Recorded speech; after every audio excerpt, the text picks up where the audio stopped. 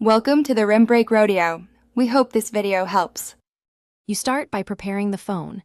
Make sure your S24 Ultra has more than 20% battery and a stable connection so the process won't be interrupted.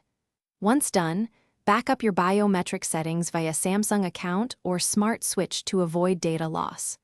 Now open Settings, tap Biometrics and Security, then Fingerprints. You'll be asked for your current PIN or pattern. Enter it. This confirms you're authorized and brings you to the fingerprint list, where animations can be adjusted or fingerprint data re-enrolled. You'll now modify the animation. Select the registered fingerprint you want to change, then tap the option labeled Fingerprint Animation or UI Effects if visible. Choose one of the provided styles and preview it. The phone shows the on-screen effect when you authenticate.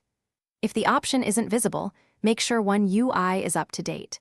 Go to Software Update and install any available patch because Samsung occasionally moves these settings between builds. Make sure to restart the phone after updating to refresh system menus. Finish by re-enrolling the fingerprint if the new animation doesn't appear. Capture full coverage by rolling and repositioning your finger during all scans. Once re-enrolled, toggle the animation on and off, then reboot the phone to apply changes.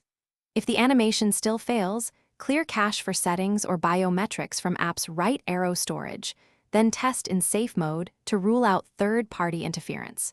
If problems persist, contact Samsung support. Describe your One UI version, build number, and